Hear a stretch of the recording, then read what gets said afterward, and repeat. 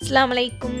இன்னைக்கு என்னன்னா, எப்பவுமே டின்னருக்கும், பிரேக்ஃபாஸ்ட்டுக்கும் தோசை, இட்லி, சப்பாத்தி, இடியாப்பம் இப்படியே சாப்பிட்டு போர் அடிச்சு போயிருச்சா? அப்ப இந்த ரெசிபி ஒரு தடவ செஞ்சு பாருங்க. ரொம்பவே சூப்பரா இருக்கும். அதுக்கு ஒரு பாத்திரத்துல கொஞ்சமா எண்ணெய் விட்டு, பட்டை, கிராம்பு, ஏலக்காய், ஒரு நறுக்குன வெங்காயம், ஒரு பச்சை மிளகா, வெங்காயம் வதங்கறதுக்காக தேவையான அளவு உப்பு, அதுக்கப்புறம் இஞ்சி பூண்டு பேஸ்ட் போட்டுட்டு, ஜீரகத்தூள், மிளகுத்தூள் போட்டுட்டு நல்லா வதக்கி விட்டுறணும்.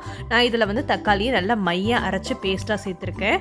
அது எல்லாத்தையும் நல்லா மிக்ஸ் பண்ணி விட்டுட்டு, தக்காளியோட பச்சை வாசனை போகிற அளவுக்கு நல்லா கிளறி விட்டுறணும். அதுக்கப்புறமா கொஞ்சமாக கொத்தமல்லி தழை, அதுக்கப்புறம் புதினா தலையை போட்டுட்டு, அதுக்கப்புறமா நமக்கு தேவையான அளவு மிளகாத்தூள், இது எல்லாத்தையும் நல்லா மிக்ஸ் பண்ணதுக்கப்புறமா நான் இன்றைக்கி சிக்கன் எடுத்திருக்கேன். போன்லெஸ் சிக்கனை குட்டி குட்டியாக நறுக்கி இதில் ஆட் பண்ணியிருக்கேன். நீங்கள் இதுக்கு பதிலாக மட்டன் இல்லைனா பீஃப் கூட ஆட் பண்ணிக்கலாம்.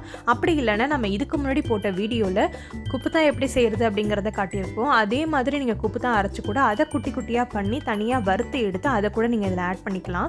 அதுக்கப்புறமா நான் இதில் தயிர், அப்புறம் கொஞ்சமாக கரம் மசாலா ஆட் பண்ணியிருக்கேன். கறி நல்லா வெந்ததுக்கப்புறமா ஒரு 1.5 டம்ளர் அளவு நான் தண்ணி ஆட் பண்ணியிருக்கேன். அந்த தண்ணி நல்லா கொதிச்சு வரும்போது நான் ஒரு பேக்கெட் சேமியாவை இதில் ஆட் பண்ணியிருக்கேன்.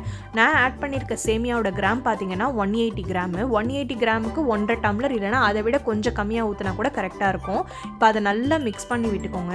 உங்களுக்கு ஸ்டார்டிங்கில் பார்க்கும்போது நிறைய தண்ணி இருக்கிற மாதிரி தெரியும். அண்ட் நம்ம சேமியாவை மிக்ஸ் பண்ண அது நல்லா வெந்ததுக்கப்புறம் பார்த்தீங்கன்னா தண்ணி நல்லாவே வற்றிரும்.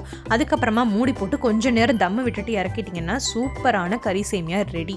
இதில் நீங்கள் நான்வெஜ் தான் போட்டு பண்ணணும் அப்படின்னு அவசியம் கிடையாது. முட்டை போட்டு கூட பண்ணலாம். முட்டை போட்டு பண்ணுறதா இருந்தால் நீங்கள் தனியாக முட்டையை ஸ்க்ரம்பிள்டு பண்ணி வச்சுக்கிட்டு கடைசியாக முட்டையை இது மேலே ஆட் பண்ணினீங்கன்னா சூப்பராகவே இருக்கும். கண்டிப்பாக இதை வீட்டில் ட்ரை பண்ணி பாருங்கள்.